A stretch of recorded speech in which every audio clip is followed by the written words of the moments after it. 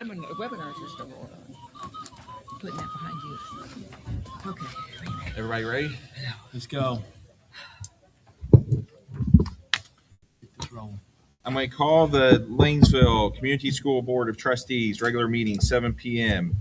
May 19th, 2026. The second order is the Pledge of Allegiance.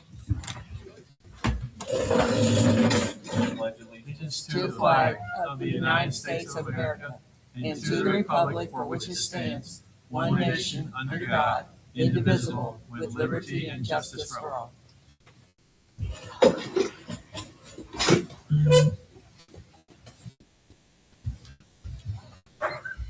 Okay, the third item is approval of minutes from the April 21st, 2026 board meeting.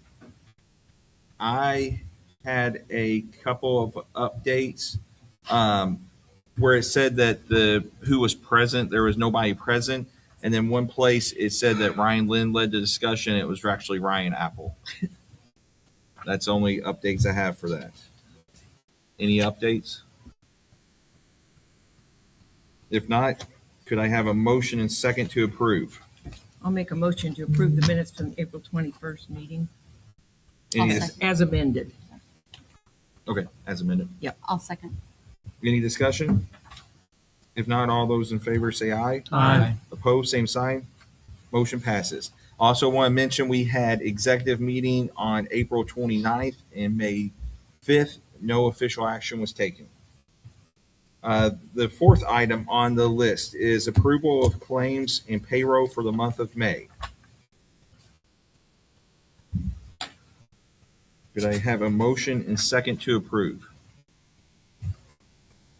I'll make a motion we approve the claims and payroll for the month of May.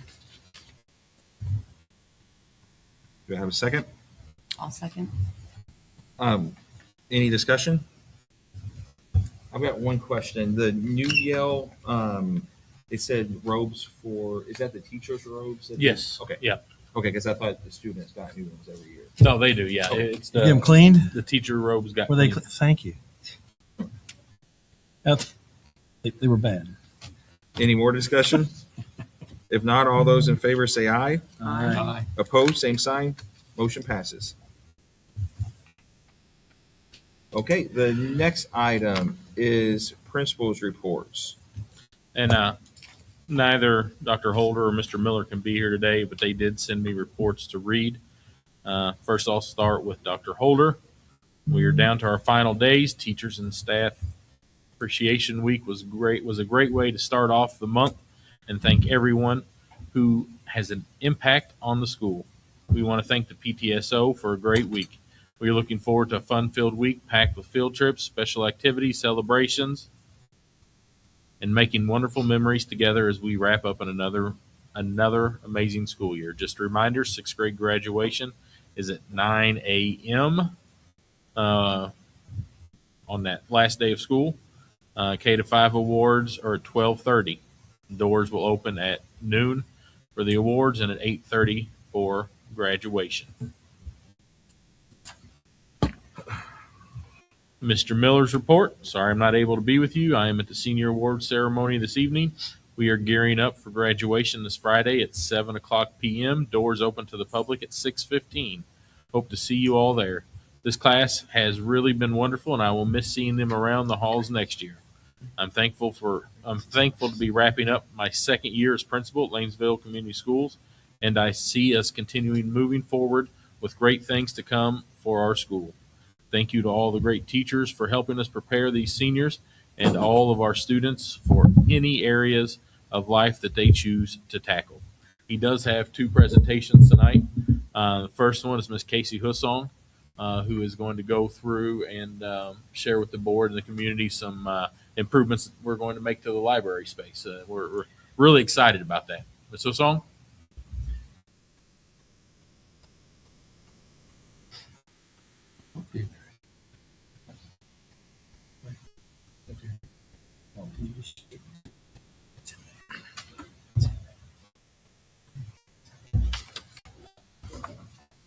Thank you. Over the past few years, the library has really been changing. We have been shifting from a traditional quiet room of books to a lot more than that. Um, on the elementary side specifically, we've been focusing on collaborating together. We really have a big focus on learning our passions. It's the first one. And then hit that present button once it comes up. We've been really focusing on learning our passions and just making the library a place where we can explore and figure out who we really are. I want at the end of the day for every student to understand that the library is a safe space for them, no matter who they are, no matter what their interest is. That is a place where they can always feel safe and comfortable. So we're changing our mindset about how we use a library. We have a promise. It's in my library. I'm safe. I am part of a community. In my library, I can read, I can explore, I can think, I can create, I can grow, and I can aspire. So it's a learning resource. It's a collaborative place where we can innovate together and figure out our identities. So it's no surprise, because we've been talking about this for a while. Thank you, Audrey. That our K-12 building has reached its capacity. We've had to rethink how to use the space that we have right now in new ways. And instead of envisioning this as just a space problem, I started thinking that this could actually be an opportunity. So in addition to that, Indiana has placed this great need on these graduation pathways that are going to get our students career ready by the time they graduate. So my idea is to create a future ready media center that will connect our entire school community. You can think of it as a collaborative learning hub. It's a flexible instruction space. It's pathway centered and it is student driven. So the space would support many functions.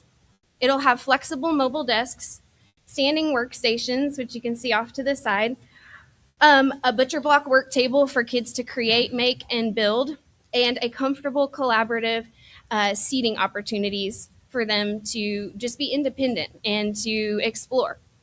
This is all happening on the high school side first because this is where we can make a change right away. We're thinking of pulling our study hall students from our basement, where they have been for many, many years, up into the library, where they will be able to use these 4 zones. The traditional zone up at the top, where they'll be able to do what you would normally do in a library, read a book, study, just kind of decompress. Over to the side, zone 2 is a collaboration space where they will have one of these TVs where they can work on projects together, they can build their presentations. Zone 3 and Zone 4 over on the side, one is a self-help station where they can learn more about who they are, what they need, and just kind of be independent and figure out where they are, what they're doing, and just a self-help place. And then our project maker space, which is really small there in Zone 3, but that's going to grow. I see that being a really, really big part of our library as we are able to get more funding for this. But it'll be a place to create, to build. Hopefully we'll add some robotics and some more. We actually have 3D printers already that we can put in that space, and just consumable supplies so that kids can come in and do their projects together. This would all happen during their study hall time, so it's no change in our normal schedule. It's just a resource that they now have access to immediately. So with all of this, we have to change the space. So I am asking for some funds. All of this will come from either the funds that we already have in the library or on the high school side of the building, from an endowment that we get through the Harrison County Community Foundation, and then also we're asking for some grant funds to match the funds that we can provide from our Harrison County Community Foundation. This is so exciting to me because not only are we going to transform the space, we also have an opportunity to tie in the graduation pathways and offer an education pathway to our high school students, which will allow them to not only use this space, but also go into our teacher resource center within the library, use resources from it, and then be able to come over to our elementary side and work with our kids. So this is 100% hands-on and a unique opportunity. We have a very unique opportunity at Lanesville because we're a K-12 building and that doesn't exist anywhere. And we have to embrace it. We have to remember and get on board with community again. And I think that this is an amazing place to start. We start with our kids because they're at the front, right? And so being able to get this started has me so excited that I can't even sleep because I feel like this is just the best way to get our kids connected again. So thank you for listening. I hope that makes sense. But if you have questions, feel free to ask me because, like I said, I'm so excited about it. I just want to share it. And I think that we have the potential to take it from a small pathway so far. We can do so much with this if we can get year one to really work like we think it will. Thank you. Okay. Casey. I've got a quick question. Oh, you're showing. So you're requesting our spendable amount of money that's in that fund, and then a grant as a Yes. second. So it's two pieces. The endowment is we have about 6,500 available in the high school library endowment, so I'm requesting 6 of that. I will be taking 750 out of library funds, and then we will be using about 3,000 from our high school supply fund. Harrison County Community Foundation will match all of that with the grant that I've proposed, but I do need the board to please sign off that this is something that you guys will support us in doing. What's the total cost then? Total cost is like 19,500. And for me, when So-Song first pitched this to me, I got excited along with her because in my 6 years here, that high school side of the library has been vastly underutilized, if utilized much at all. And we're going to move the study hall up there. We're going to try to bring some life to that area. And she did a wonderful job researching how to help fund all this stuff. Wonderful job coordinating what the spaces would look like. And I'm really, really excited on this opportunity. Thank you. Thanks, Casey. And then next we have Miss Heather Perkins.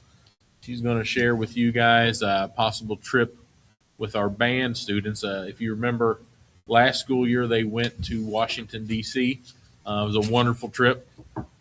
Really good for our kids to experience another city. Many had not been, and so she's exploring another opportunity. I'm actually going to walk over there.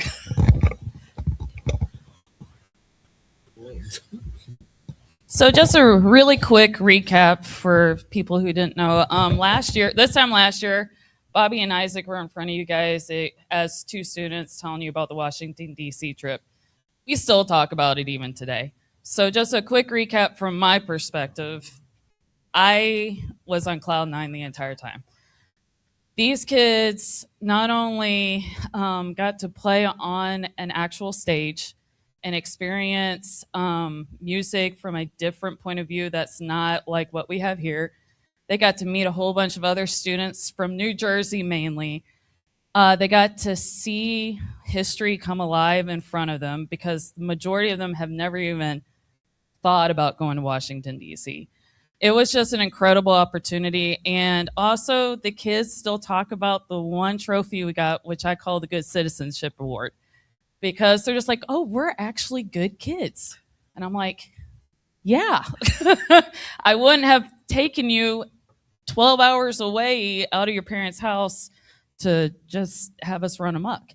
So I kind of took that as a building block and a launch pad to make this an every 2-year trip is what I'm hoping. As a band teacher, from my perspective, the judges gave me some great food for thought that I really took back this year and try to utilize. One piece that they told me that I'm telling everybody is, as a band teacher, I thought I had to look at the whole picture of the piece of music. I thought they had to get the right notes, the right fingerings, the rhythm, and everything. And one of the judges looked at me and was just like, you don't need to do that first. Why don't you just focus on the rhythm and teach the kids how the piece goes? Then let them discover the rest of it. And so that's kind of how I approached it this year. And boy, did these kids take off. I can't even begin to tell you the vast improvement that these kids took. Plus, it's a different culture in the band room since we took this trip. And so the kids came in hungry to just work. So I am taking that and launching into the next place I would like to go is New Orleans. So in this presentation, I'm going to tell you basically how this came about and why I do festivals, and then obviously fundraising. So PAC, Performing Arts Consults, they do this for a living. This is what they do. And I just signed up and they give you a phone call and they're just like, okay, what do you want to do with your kids? What do you want to accomplish? So we tailor-made a really cool experience for these kids. New Orleans is one of my favorite cities because it is alive with music. And the band kids get to go experience music. I do a lot of jazz music in the music classroom, so I am just chomping at to take this group to the city where it all started. And jazz music is our one claim to fame music in America, so I want them to go see what this is about. So basically, this is the itinerary that we have put together. We leave on a Wednesday, April 14th, and we drive all day. It's loads of fun with a bunch of teenagers. So, and it's at the hotel that we will be staying at is a really nice hotel where you get in quads, so there'll be four kids to a room. So the first day, what we decided to do is I want them to experience New Orleans. So we are going to start with a swamp tour. And I've never been on one before, so I don't know what I'm getting myself into. So hopefully we survive that. Basically, you just get on a pontoon boat and you go down the river and somebody guides and tells you what's going on. The next place where we would be going is the World War II Museum. And I do want to make this cross-curriculum. So I'm planning on meeting with the teachers to try to come up with like different activities for the kids to do while we're down there. So like the World War II Museum, I want to work with our history teachers and come up with like a scavenger hunt for the kids to do while we're there. So I want the kids to see that this is not just a music trip, it's an education trip.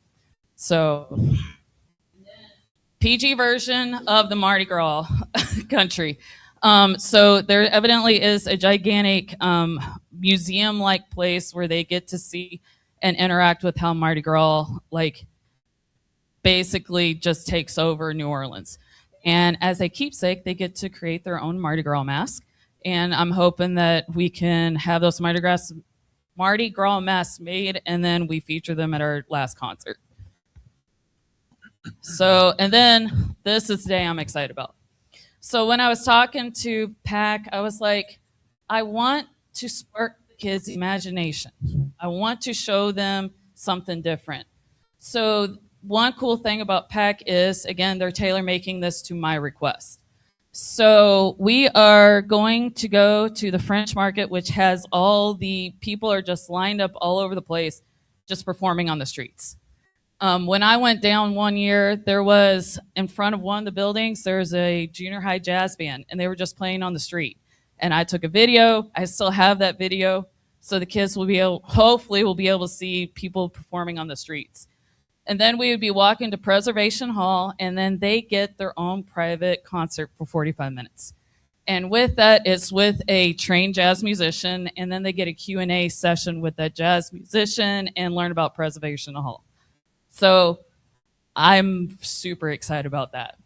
And then this is brand new. There is a cooking school that you can take groups to down there. So the kids get to learn how to make some authentic Cajun food, which hopefully you don't burn it down. So, and then I don't know about the walking haunting tour because I was talking to some of the seniors and they were not happy with that. So that may be scratched on the list.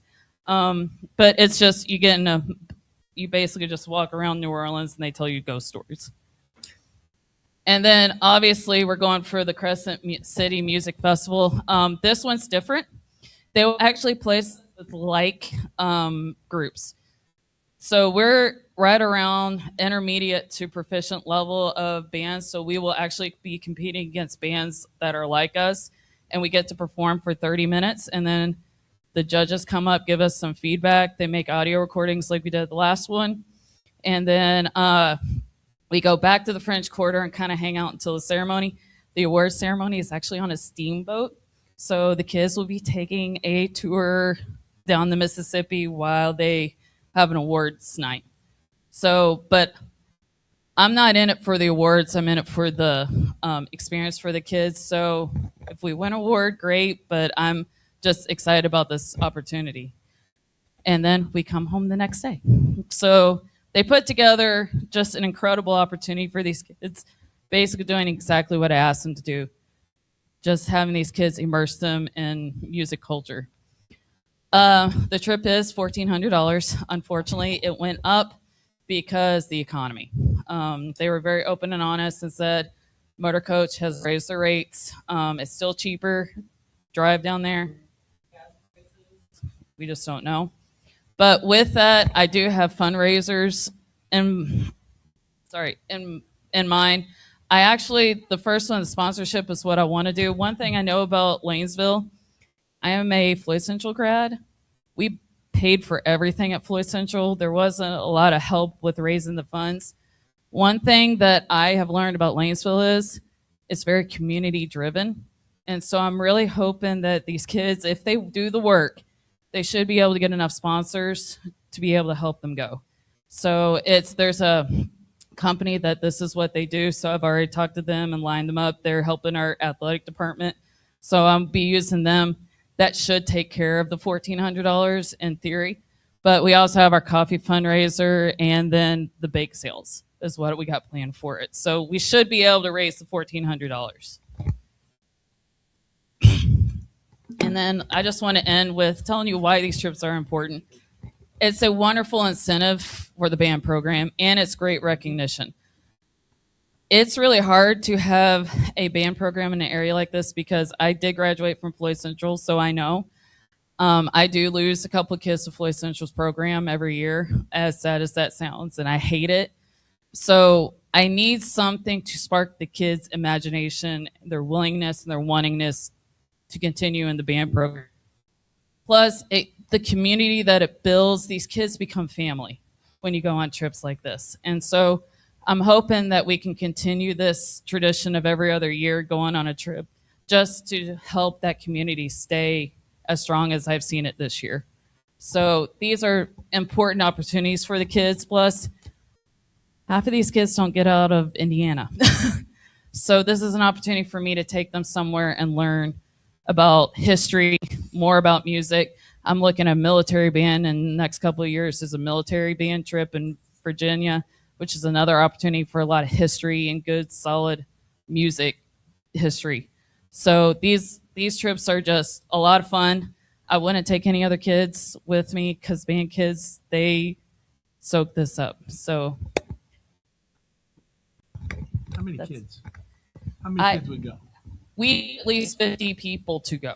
50 total people. It's kids, sponsors, Yes. everybody, chaperones. Yep. And it's $1,400 the whole trip? Yeah. Seriously? Everything? I'm Yeah. going if it's 1,400. I mean, yeah, what the Kim wants to go too. Really? I personally think it sounded cheap, but that was me. But that's the bus trip, everything. That's That's food, everything. lodging. Pac does an incredible job putting this together, and they make sure that it is to go. This guy I'm that not I going. talked to I'm this just last taking time, it he's easy. just like bands and performing art people like you and your Yeah. community are why we have a business. Wow. Because they want to provide these opportunities for kids that don't get that opportunity. No, I'm just So- debating the price. I'm thinking, okay, wow, good Yeah, for that's- you. I mean, That's everything. The kids are panicked, but Sounds like You know. art. yeah, okay. and say if you got any other questions, I will try to answer them. I want to make a positive comment. I went to the spring concert and the band played, and I was impressed. Thank you. They were very, very, very good. That the feedback that I got from the judges at Washington is the reason why I feel like they really gave me some great helpful advice. In fact, one of the judges, he was so impressed with our kids, he took me to the side and was just like, "Tell me more about your group." So I sat there and talked to him for almost 45 minutes, and he gave me some great pointers and stuff to work with the kids, and it was just great for me as the band director to try to figure out how to keep moving us forward. So, thank you. The elementary program was good too. I'll give you that too. I was at that. It was exciting. It was Thank good. you. You did good. It's like herding a bunch of cats. You know, is that It correct? is, You know, it's but I wouldn't but do you got them anything all else. in there. It's all good. Okay. Do we need to vote on approve these? that? Well, there will need to be an approval for an overnight trip. Yeah. If you want to add it to the agenda now and you're ready to vote now, go I'm, ahead. I'm or- okay with you guys ready. Because it's not You wanna- sitting on go the ahead. agenda now. Does the disbursement of the library funds need approval in the grant application? No. You guys sign on the grant application, but that doesn't need an official approval through the board. You make a motion? To approve this? It'd be nice if I could get approval tonight so I can Yeah. start planning Well, parent I want trips, you to ahead. approve. parent meetings. I'll make a motion, we approve I'll the second it. overnight for the band in New Orleans. I'll second Can you put dates? it. April April 14th. April April sometime. 14th. 27. 2027. 2027. Through the 17th? 18. Any more discussion? So I've got a motion and a second. Any more discussion? If not, all those in favor say aye. Aye. Opposed, same sign. Motion passes. And now that's been approved, I'll pledge the $140 a tenth of the cost of your trip. Oh, thank you. I appreciate it. Thank you. Thanks, Tony, for putting me on the spot. Thank you. Your turn, Tim. We'll all buy coffee and everything. And that concludes the principal reports. Okay. Um, Number 6 For is my- superintendent. for myself, I just want to thank again the PTSO for everything they did for Staff Appreciation Week. Really, really wonderful. Thank you guys. Special thank you to Bud's Pfeiffer Jewelers in Corden. They reached out to me and they donated a $100 gift certificate to every staff member that we have in the corporation to use on anything in their shop. And so there were a lot of $100 gift cards that went out to every staff member, custodians, and you name it. So really, really want to thank Bud's Pfeiffer Jewelers. Next month, we're going to get a little presentation by me. The state of Indiana passed new A to F accountability models for schools and for school corporations. We have not received letter grades since 2018. They have been frozen ever since then. And so when you look at Lanesville Community Schools and you see a B at the high school level, and I don't know what they are even, because they've been locked in since long before I got here. But there's a new model that just got approved, and so I'll present to the board on that in June. It's vastly different than what we had before. And just a reminder, and I know that Mr. Miller mentioned it, but graduation is 7 o'clock on Friday. Doors will open at 6:15. Comes the board kid. Usually 6:30. That concludes my report. 6:55. I'm kidding. Okay, the next item is number 7, the PTSO report.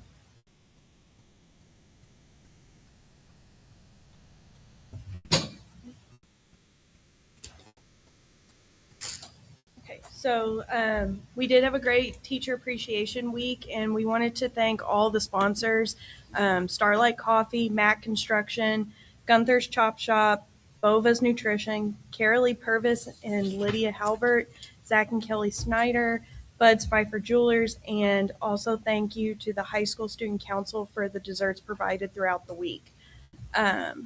We also had our last Eagle Days of the school year, and we will hopefully continue that next year for the junior senior high. And then for the last day of school, we're going to have our last car rider greeting. If anybody still wants to sign up, please do, and dress like summer break. Mr. Bridges, you've been on summer break now for 3 years, 4 years? It's been wonderful. You should show up on Friday. Summer break. I've been on summer break for a while. Who did the Qdoba today? Did you guys do that? No. Okay, that was pretty nice. I didn't eat the Qdoba, but I saw it. It I was. didn't have any either. No. Um, Thank you. Sorry. we voted, and we do have 2 new board members for the PTSO. Our new secretary is Carolee Purvis, and then our new treasurer is Jeannie Wilkerson. And then We are going to have a drawing for the $100 gift card for everybody that volunteered throughout the year. We have Friday, our last volunteer opportunity, so we will do a drawing for that, and then we will get in contact for whoever volunteered, and they win the gift card. So that's all we have. What was Mrs. Wilkerson's position? Treasurer. Treasurer. Yep. Sorry, I didn't hear that. Thank you. Yep. Thank you.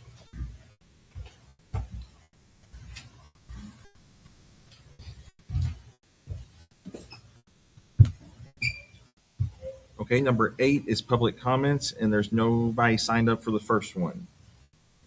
Number 9, approve summer contracts for Whitney Carver, Leanne Guesswine, and Hannah Miles. Could I have a Wait a minute. motion? Let me ask about that. Dr. Apple, okay. When do we do that? When is summer school? We start just by the time school gets out. Okay, so it's the first week after school's out, so it's Yes. next week, obviously. Okay, and it goes for the week? Yeah, and they've got, depending on what it's going to be, with iRead, those that need to make up, Okay. they'll have a few opportunities to test during that Is that time what this span. is for? The Yes. iRead kids that did not pass? Yes. Okay. Yeah, for the most part. Yeah, How and then many some second kid- graders to Okay. do some remediation on it as well Okay. for the next year. Got it. Do you know how many kids that is at this point? I do Okay. not. Okay. Isn't it just 4 days? Typically, yes. Tuesday through Friday. Yeah. Are they half Okay. days, the 9-12? Is that what he said? Yes. Is that okay? Okay, could I have a motion and second to approve? I'll make a motion to approve them.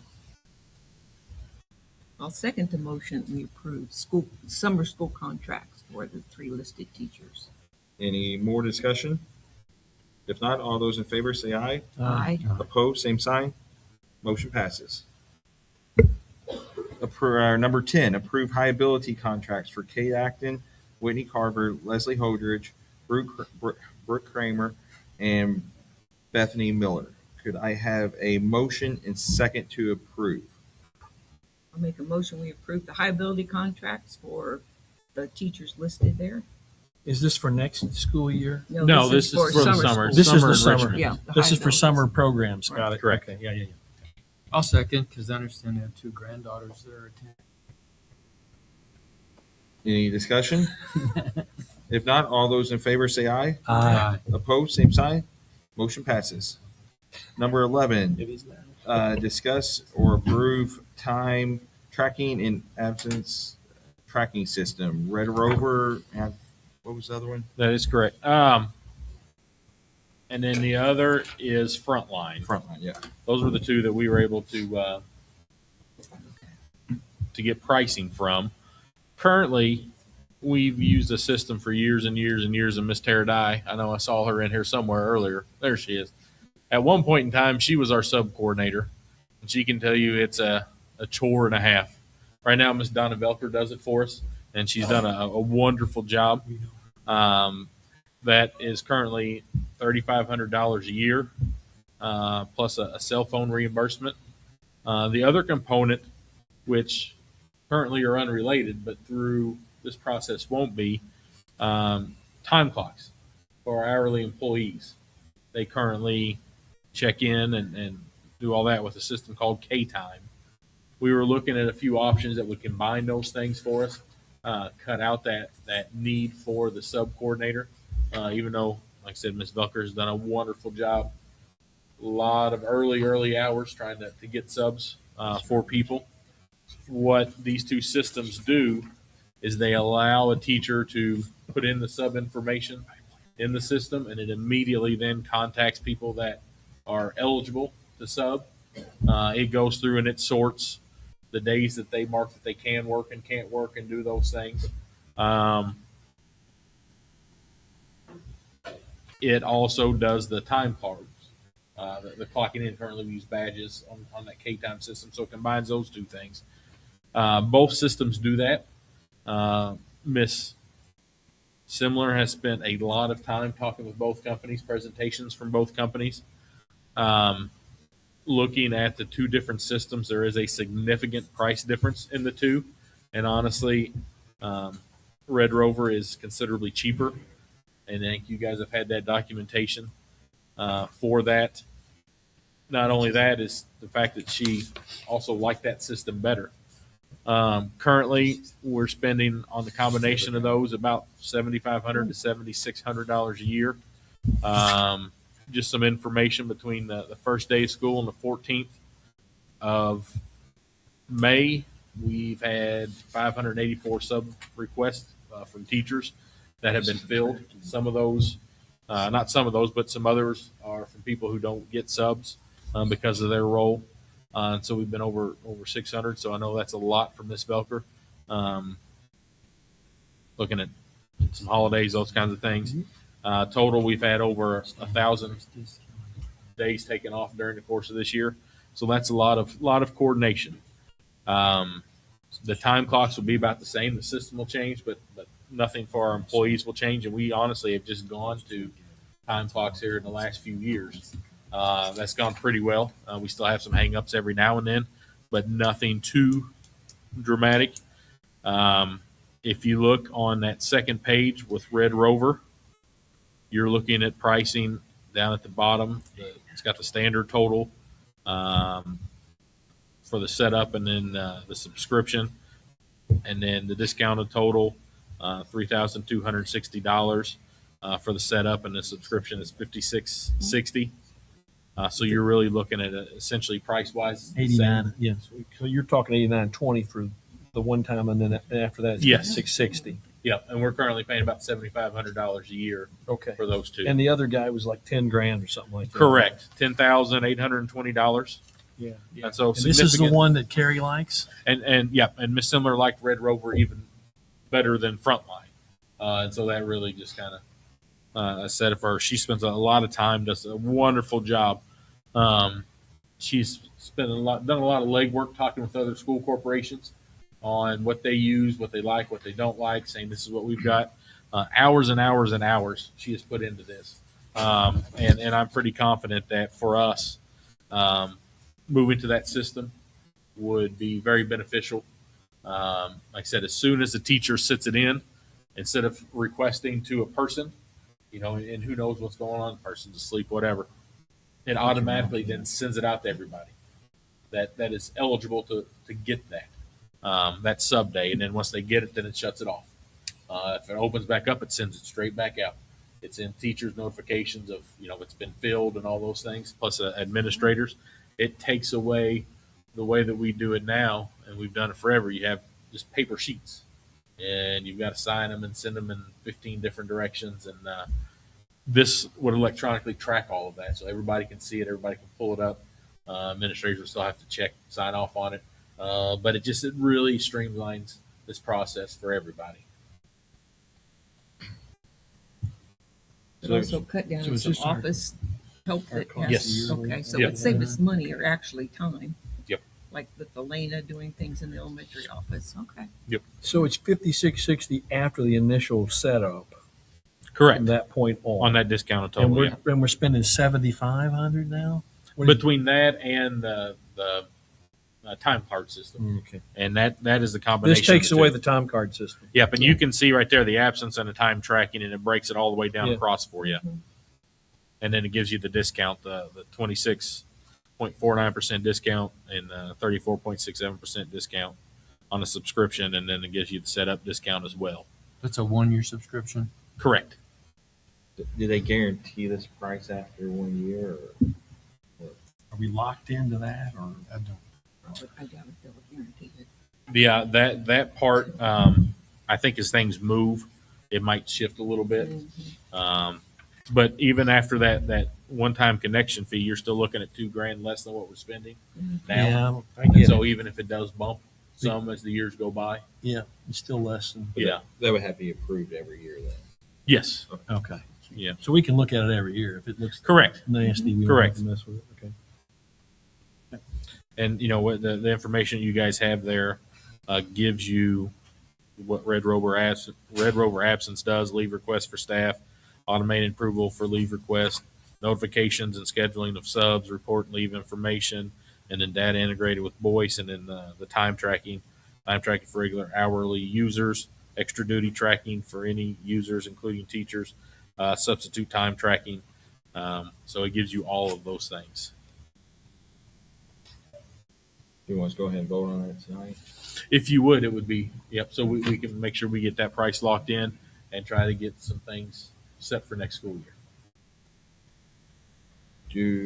Could I have a motion and second to approve Red Rover? It looks like the setup costs are $3,260, and the first year is $5,660. Could I have a motion and second to approve that? I'll make a motion to approve. I'll second the motion. Any discussion? We're going with Red Rover because currently HR feels voice isn't serving our needs as effectively, right? Voice right now only does K time.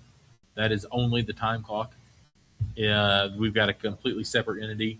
Okay, okay. Yes. Plus, we can combine the two services. Yes. Okay. Yeah, I have a second. We got a second. Okay. Any more discussion? If not, all those in favor say aye. Aye. Opposed, same sign. Motion passes.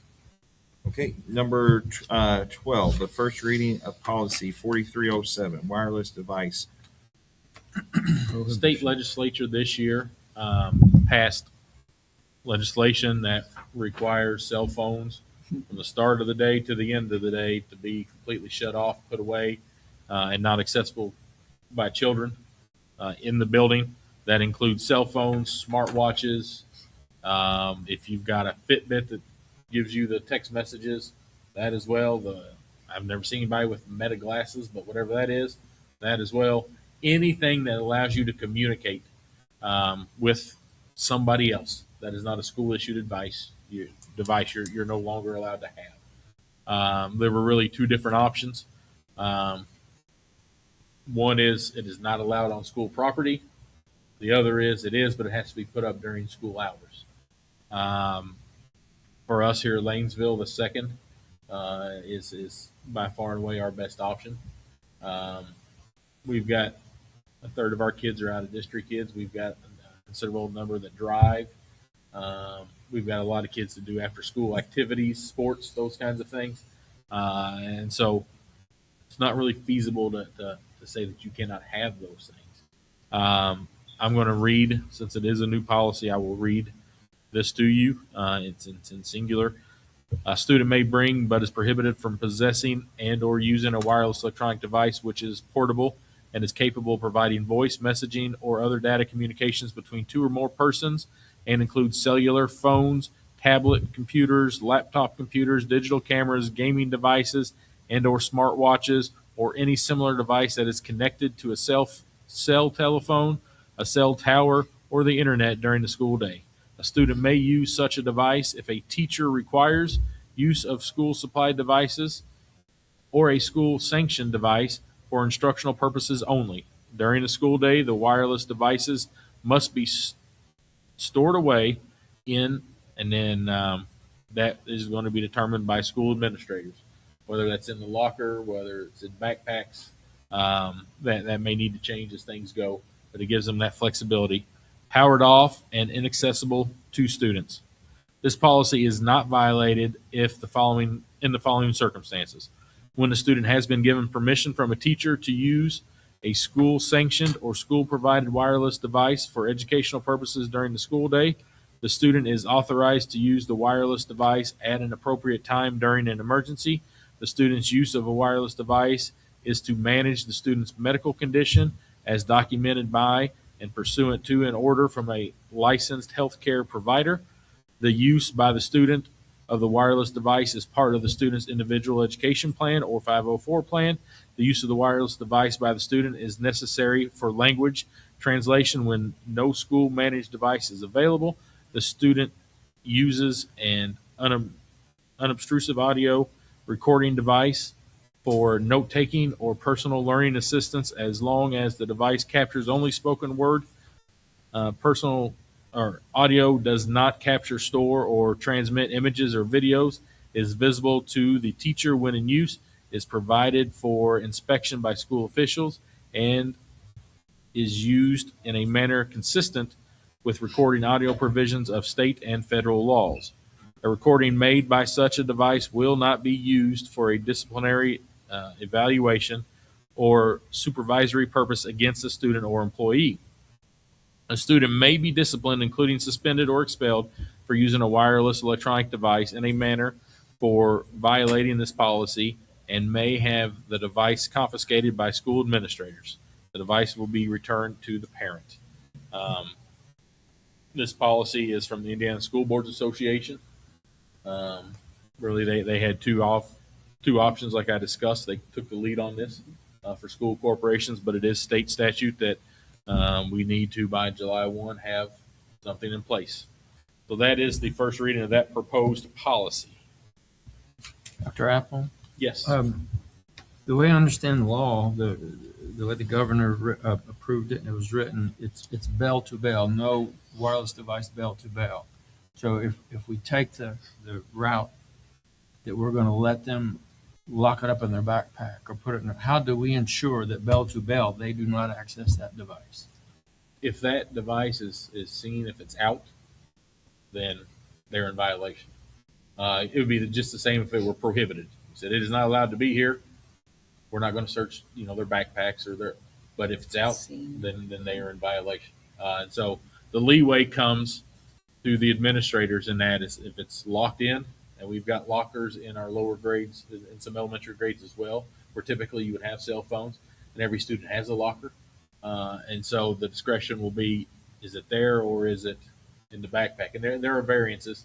If you ride a bus and the bell rings and you have to go to your locker to get it, and locker jam, whatever it might be. And so you have some of those things that you have to worry about and think about. But it would be just like any other contraband. If it's seen, then it would fall into those categories. But if it's state law and it's bell to bell and we opt to take that liberty, is the school under any obligation to the state of Indiana for proper enforcement, compliance with options A through F?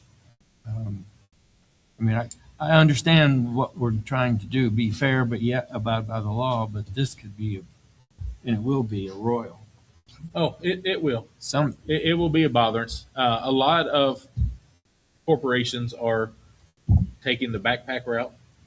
Some are taking the locker route. Very few that I know of. Initially, it had to be you had to buy pouches. Yeah, some vendors that the school controlled and locked it. Yeah, and that came out of the legislation because it was a significant cost to corporations. Okay. And plus, you can buy the magnets to unlock it on Amazon pretty cheap. Of course you can. And so, not significant there. And then you also have the issues where at the end of the day, you have to unlock it, and you've got 700 kids trying to use 3 different posts to unlock it, and the bottleneck that causes. So all that came out. I guess the ease in implementation is going to be how effective we are as a school corporation of informing and educating the parents that this is a state law. It's not us. Correct. We're trying to make it as easy as we can for you. Yep. You have kind of, Audrey, I'm going to put you on the spot because I know you deal with this all the time. You kind of started something like this now, though, right? I mean, we've done something similar to this, not quite as stringent. Yes, no? Tell me. Okay, but that'll be gone now. Okay, so and you're going to have to monitor that. You and Eric and everybody else, teachers as well. And on the elementary side, we've got 5th and 6th graders and Right. some 4th graders. That's all got to be monitored. Okay. I mean, I think it's a learning experience to try to see how this works the first year, and then you tweak it as you go. Yeah, If something doesn't work right, then you're going to say, "Oh, well, we got to fix that." So we got, so you're going to have to, and it is state law. You got to do it like Donnie was saying. It ain't us. It's the school. It's the state law that says schools have to do that. So we'll oblige, but you're going to have to enforce it. And that is Indiana Code 20-26-6-6-40.7. Okay, so that's the first reading. Number 13, first reading of the revised policy of 2260.1B. Yeah, and that comes to the some revisions through some legislation, and really it's just some word changes. They were highlighted in what you were given, and so the first change, it changes the word believes to claims. A person who claims to have been discriminated against on the basis or disability, and so believes is now taken out of that through legislation and becomes claims. And then on page 4, any corporation, again, that's a highlighted area. Any corporation employee who directly observes unlawful discrimination, retaliation of a student is obligated in accordance, and then it scratches out with this policy, and then it puts with policy 22.6.01, section 504, ADA, prohibition against discrimination based on disability. So it adds those words. A little bit farther down, where in the investigation and complaint procedures, it takes alleges out and puts in claims again. On the page before you, Ms. Bolton, there's a bullying at the very bottom. Alleged bullying. Page 2. See that? On page 3 at the bottom. If during investigation of alleged bullying, Yeah, Mhm. that's Yeah, what we they have the added, bottom they line. added bullying. They added Okay. the word. the addition of the word bullying. And then on the OCR complaint section, really all that is the Chicago office is no longer in business, and so it changed it to the Denver office. A little bit farther down, it strikes out this policy and puts in policy 22.6.01 again. Right above that, it takes out 34 CFR 104.31, 104.39, and it makes it 34 CFR 104.31-104.39. Down a little bit farther, it adds information management down in the retention and investigatory record materials.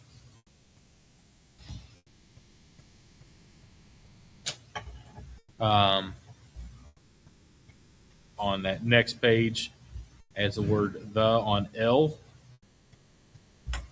And then on the last page, towards the bottom, it adds information management on the documents, ESI, in those places. And then plus adds the words personnel files, student records. Basically changing wording. Yes, Yes. it is. It's clerical errors. That's what Neola does for you. Okay. Whenever law changes, and so a policy has to be slightly adjusted, it does that for you. Okay, so that was number 13. Number 14 is the first reading of the revised policy 5517.01 bullying. Yep. And on what you have, if you look on your second page there, it strikes out on step 2 where it was within, and then you put number business days before that is all gone. It is now added before the end of the next instructional day. Before you could say 2 days or 48 hours or whatever. It tells you before the end of the next instructional day. And then That's on it. that notification. Code changes. It adds the codes at the bottom. Yeah, codes at the Yep. bottom. Yep. On That's the, it. On the first one, where's the number? The 504. All throughout that policy, it talks about the compliance officer. Is the compliance officer named anywhere in our policies? Yes. Ms. Simler, or the HR director is the Okay. compliance. Okay.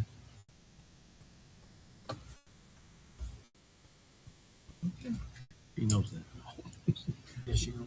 Does she know that? She knows that, right? Correct. She is, okay, I'm just making sure. I asked that same question last Okay, year. yeah, I think you did. Yeah, I think you did. Any other questions on those? Nope. Okay, any more on the first readings? No. We'll just have second readings and vote on them next time. Yep.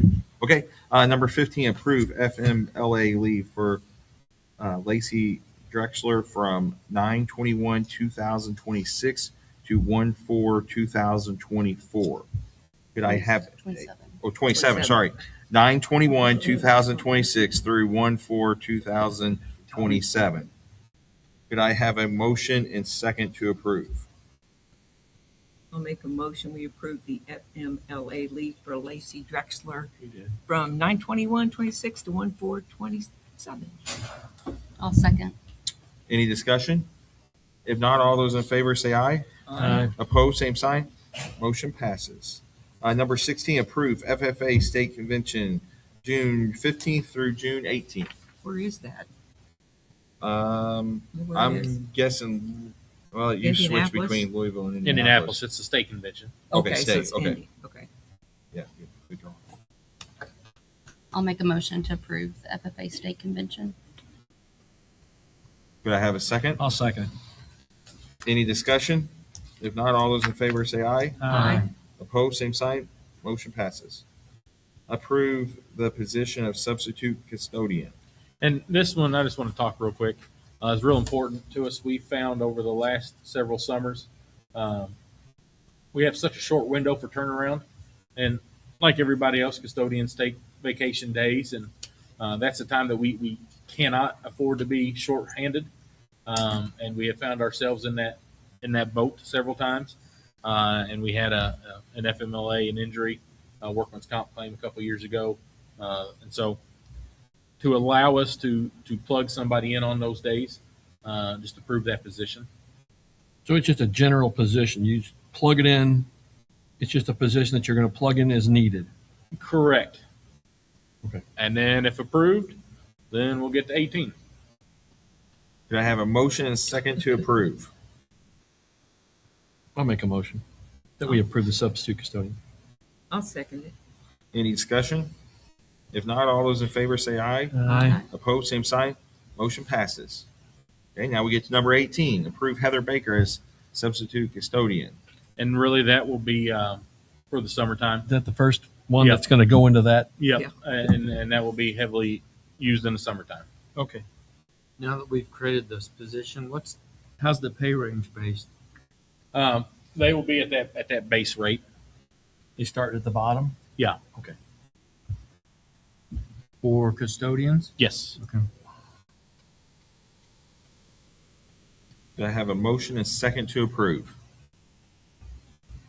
I'll make a motion to approve. I'll make a second to approve Heather Baker as a substitute custodian. Any discussion? If not, all those in favor say aye. Aye. Opposed, same sign. Motion passes. Approve the retirement of Mary Jo Condor as full-time cafeteria staff. Ms. Tim, Condor, Tim, I you see want you to say back anything? there. You want to come I up and don't- say something? Or at the end? Wait, She signed up. She signed up for the end. If you want. she's at the end. She wants to talk. Well, if you want to wait till the end, go ahead. But I'm going to say something first before you come up while you're walking. If I have to do this, I will. Okay. But I don't know. How long have you done this, Mary Jo? Bless your heart. It's a long time. Because I'm going to tell you what, that position is not an easy position. She runs into kids. She sees every kid every day that we're in school. And most of those kids are pretty good. Some of those kids are not too good, but most of those kids are good. I agree. Most of the parents are pretty good.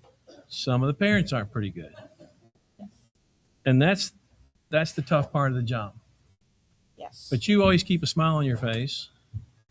As much as I can tell, anyway. I've never seen that you haven't had one. I just want to thank you for putting 25 years of that job in. That's a tough one, okay? You've done a wonderful job. My kids still talk about you as yeah, good. It's all good. No, it's all good. They still love you. They do, and they always remember you smiling and stuff, and And I think that people need to understand that these positions are very, very, very, very important to our kids. To see someone like you that takes this job very seriously and loves their job, and I know you did, I just want to say thank you for doing that. Thanks for saying that.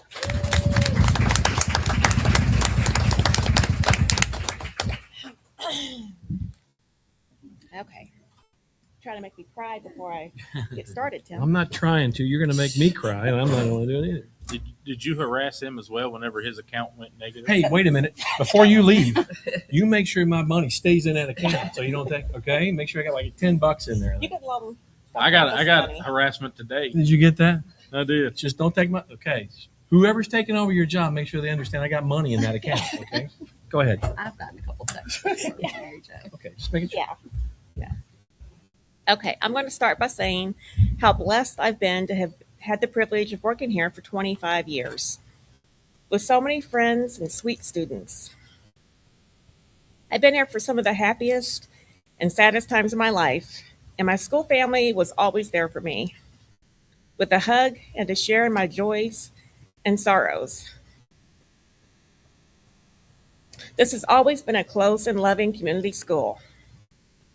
The key word being community. It is not a dictatorship. It was always considered such a coveted position if you were lucky enough to work at Lanesville School, because there were never any job openings at any level. Now it seems that we're never fully staffed. Doesn't that make you wonder why? If I hadn't been here to appreciate how good everything was in the past, I probably wouldn't be so bothered by the chaotic cluster that is here now. And I firmly believe that the Lanesville way was the best way. Nobody's ever excited about change, especially when everything seems to be running so smoothly.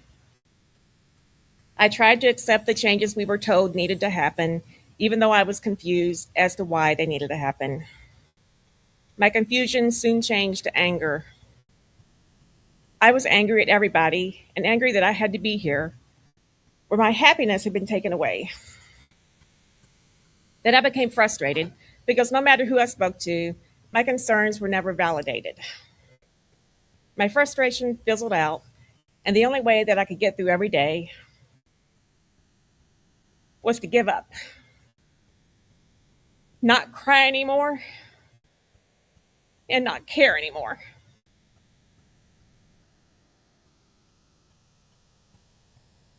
And that hurt my soul, because I've always given everything for the school that I loved. One of the results that we've had to endure in the cafeteria is a consistent disrespect and excessive noise in the cafeteria. For instance, I've had to attach a speaker to my phone every day because the volume is so loud we can't even hear the phone ringing ever. When the town is testing the alarms outside, the sirens, we can't hear it in here unless the door's open. That's a safety hazard. When my kids were in school here, they had assigned seating every day. And if they earned it, free seating was awarded every Friday. We had expectations for the students, and there were consequences if these weren't met. Kids appreciate discipline and structure. In the past, you could always feel the happiness everywhere you walked in the school, from the faculty and staff, and of course the students. But now it has become an institution, not a community school. With school pride, we used to work together as one strong unit. And now there are separate teams, and that has taken away our strength to be the best that we can be. If this mindset of separate teams continue, everyone ends up on a losing team. I know that my opinion probably doesn't matter. I'm only a lunch lady, and I'm easily replaced. But keep in mind that everybody is replaceable, no matter how big or small your job may be. Something that needs to be remembered is that even though a person may be qualified for a position in black and white, does not mean they're qualified in purple and white. And to you, our elected school board, whom we trust to make the best decisions for our school, shame on you if you don't stop this foundation from crumbling. Shame on you. One of my favorite senior students that has known me her entire school career told me recently that I've always been a bright, shining light here, and that lately she's noticed that I'm not shining as brightly as I used to. My plan was never to leave here until I was really old, like Tim did. See the kind of respect. Go ahead. But I can't do it anymore. I hope that I've made a difference to somebody, hopefully a lot of somebodies in the past 25 years. Part of my heart will always be here. But I'm tired of fighting for what I believe is best for the school. This little light of mine, I need to let it shine somewhere else before it goes out. And my sweet grandbaby has sped up my escape plan, so I'm grateful for that. And I would like to say to April Holder, you win. You wore me down. I'm out of here. Thank you.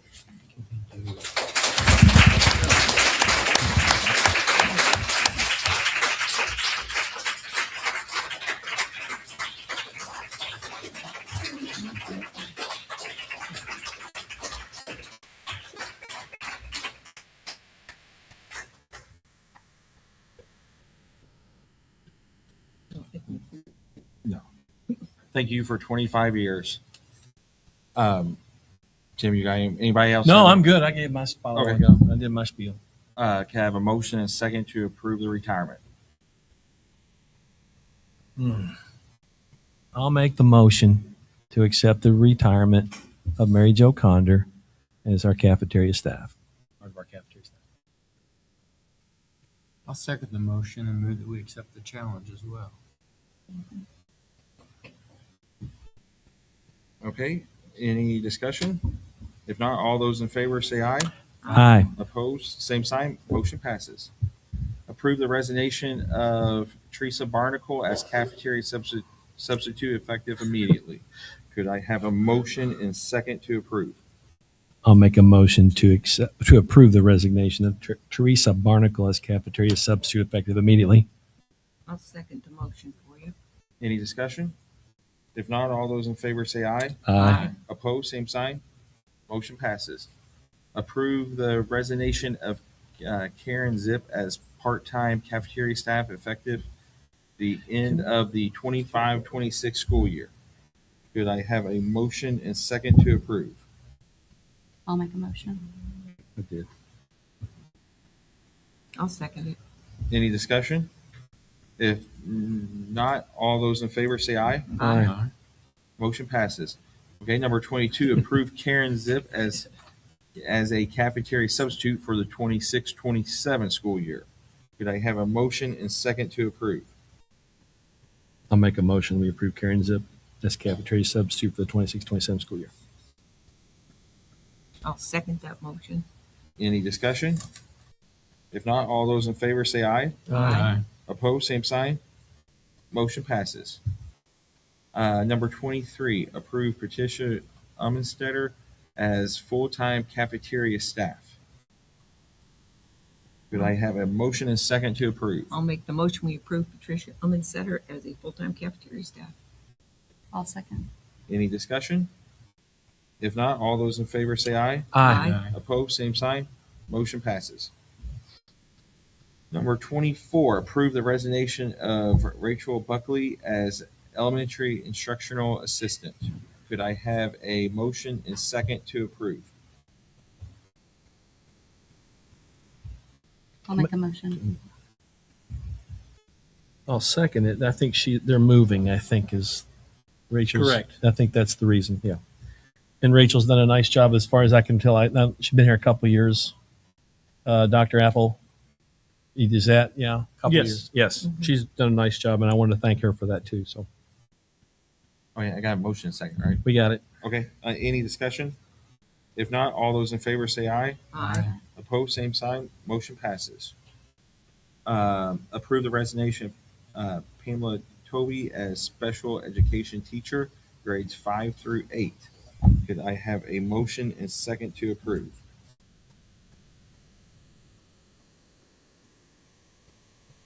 I'll make a motion to approve the resignation of Pamela Toby. Can I have a second? I'll second it. Any discussion? Yes. Pam Toby, PJ, taught for 12 years here in our special ed department, and she did a wonderful, outstanding job. And I just want to thank her for doing a great job for our kids. She loves her kids. And when you take on this position, when you teach school, you love your kids. That's why you do it.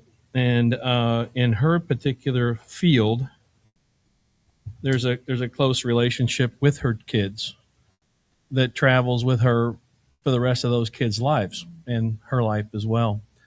So thank you, Pam Toby, for teaching special ed at Lanesville Community Schools. I worked with her as a teacher. She was wonderful to work with.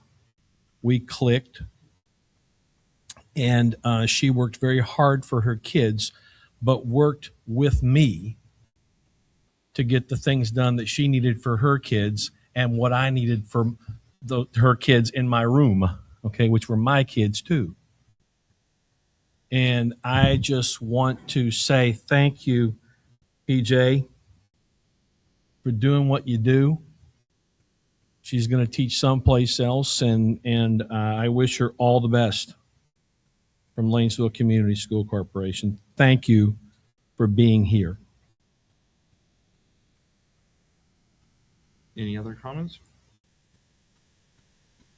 I have motion second, right? Yep. Okay. Any more discussion? If not, all those in favor say aye. Aye. Opposed, same sign. Motion passes. Number 26, approve Isaac Casabella as baseball assistant coach. He was approved as a volunteer coach on 3/17/2026. Could I have a motion and second to approve?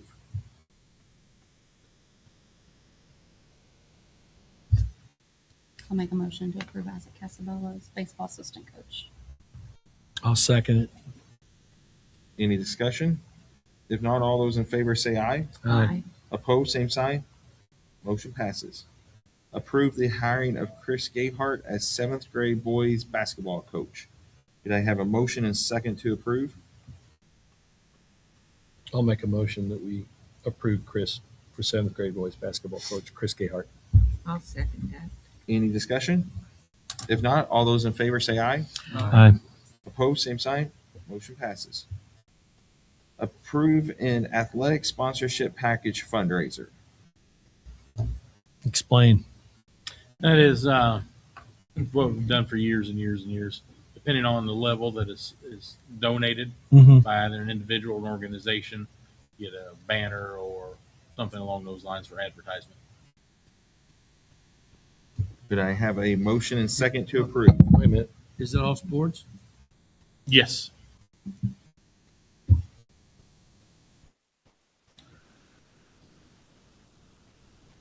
Did you? No, I'm good. I know. Motion. Oh, Second. sorry.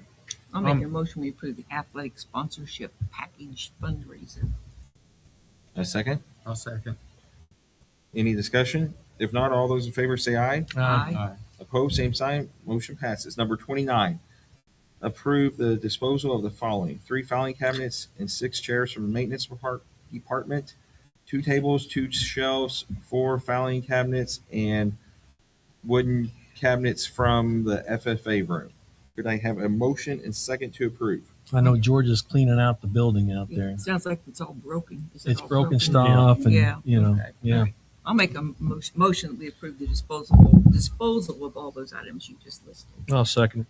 Any discussion? On the inventory listing process, have they raised the dollar threshold? I know it at one point it was ridiculously low, and then I think it was allowed to be raised so you didn't have to go through such a hassle of setting up an inventory on every desk and chair. Is the inventory like a $215,000 value?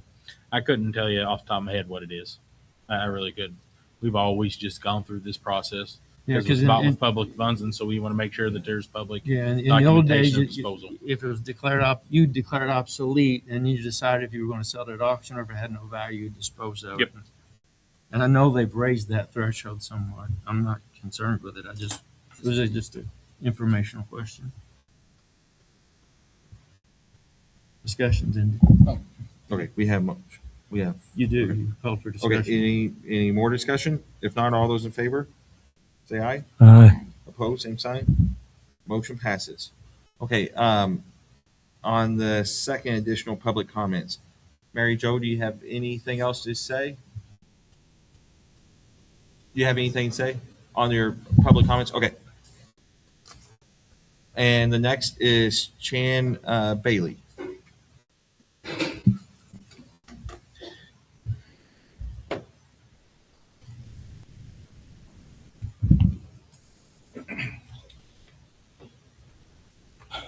First, I'd like to thank you all for giving me the opportunity to come in and speak. I understand this isn't the forum to address most of what I have to say, but since it was addressed here, I asked if I could readdress the statements that were made. So they graciously allowed me to do that, so I'll try to make it quick. I know I'm at the end and everybody's ready to get out of here. So first, I'd like to say, Ms. Conder, thank you. I know that you took care of Justin. He's still a very finicky eater, and you slid him some things some extra chicken nuggets because he didn't eat the other things. You and Miss Snyder were always so good to him. Thank you for all that. And Mitchell as well. He ate anything you gave him. So the last meeting, there was discussion on the condition of Field 1 at the Little League. It is by far,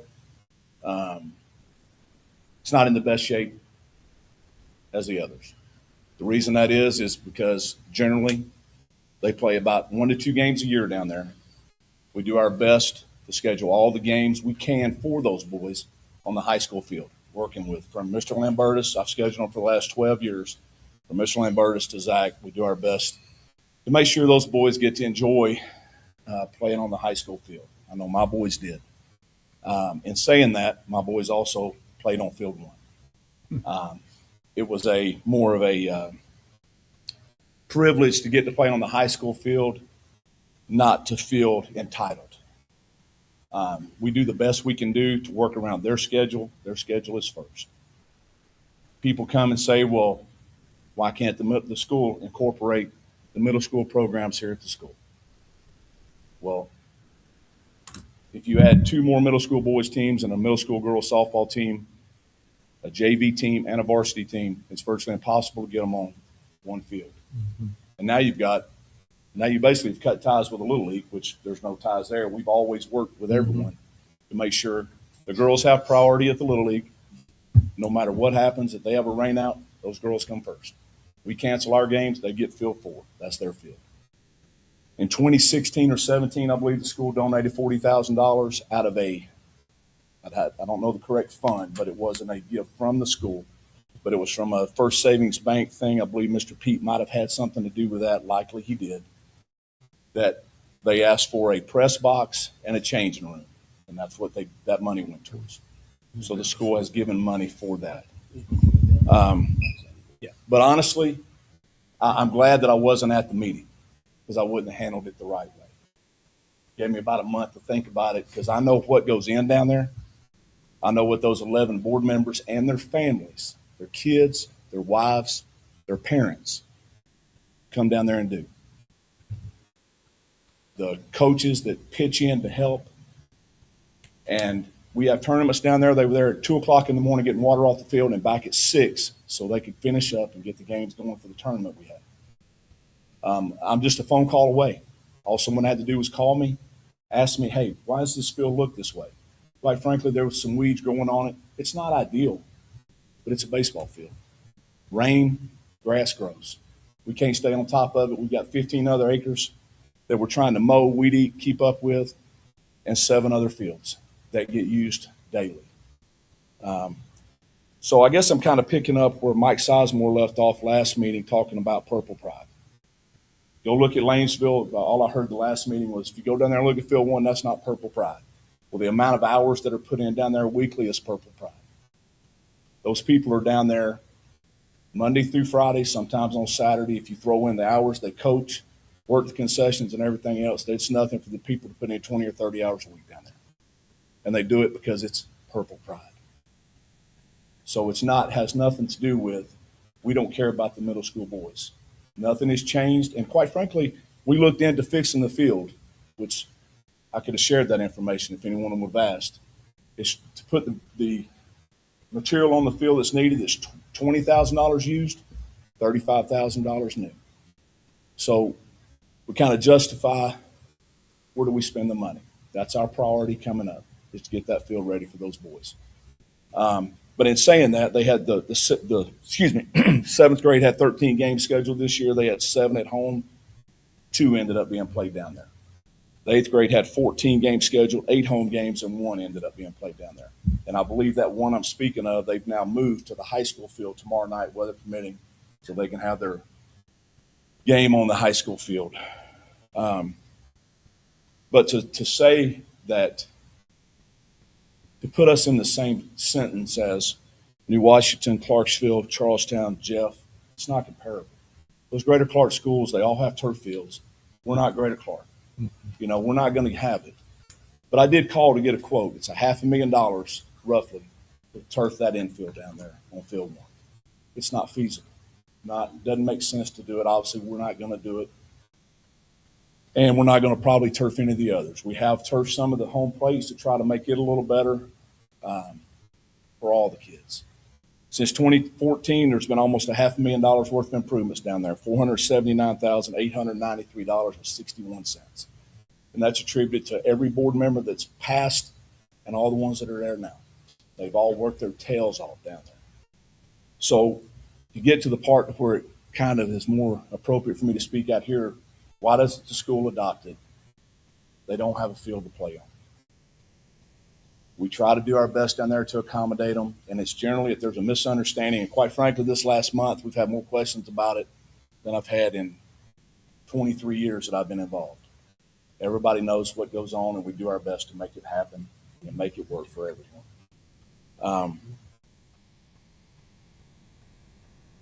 I'm not a generational Lanesvillian, but I'm proud to be part of Lanesville, a small part. I'm 23 years in here, and it's I wouldn't want to live anywhere else.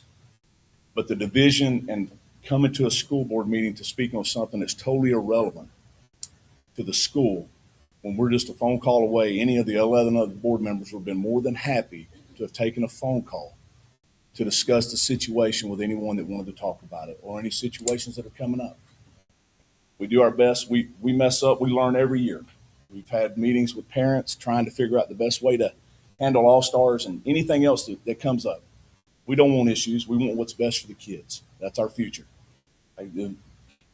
Mr. Pete's favorite quote, he would always say, was kids are our future, you know. And I'm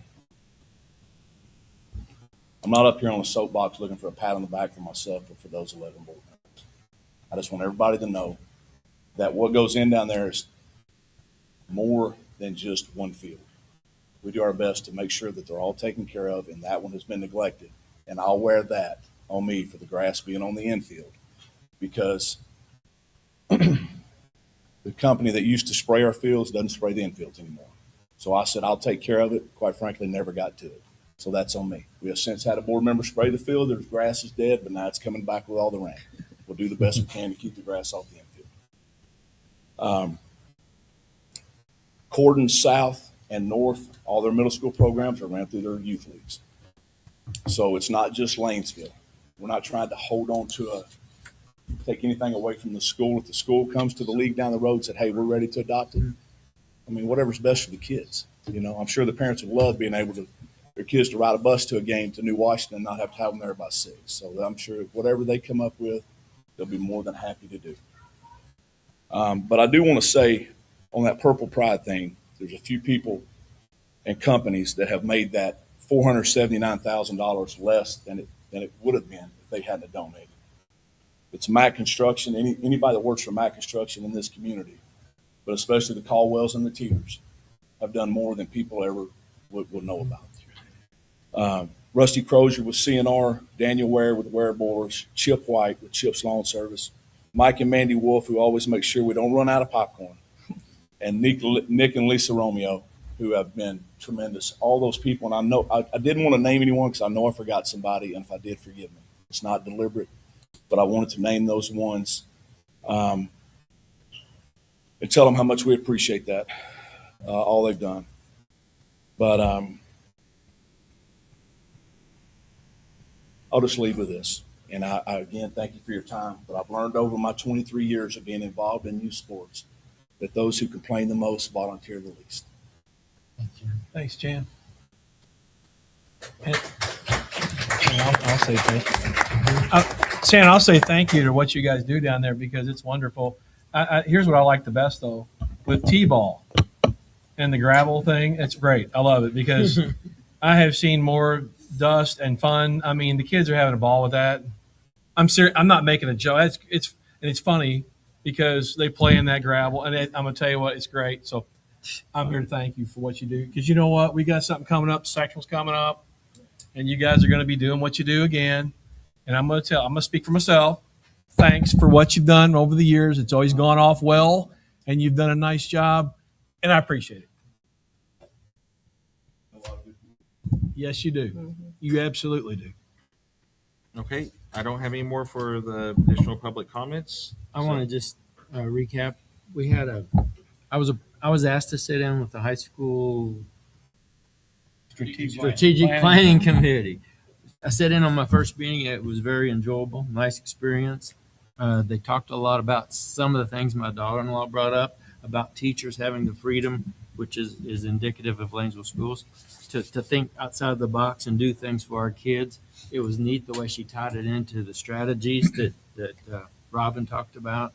One of the things they discussed is the SWOT survey. There were some issues in that were brought up about the high school administration that were somewhat critical, but they took it constructively, and it was a great collaborative effort. And I want to see more of that in the school corporation. Okay, number 31, adjournment. Can I get a motion in a second? I'll make a motion that we adjourn. Second. I'll second it. Any more discussion? If not, all those in favor say aye. Aye. Opposed, same sign. Motion passes.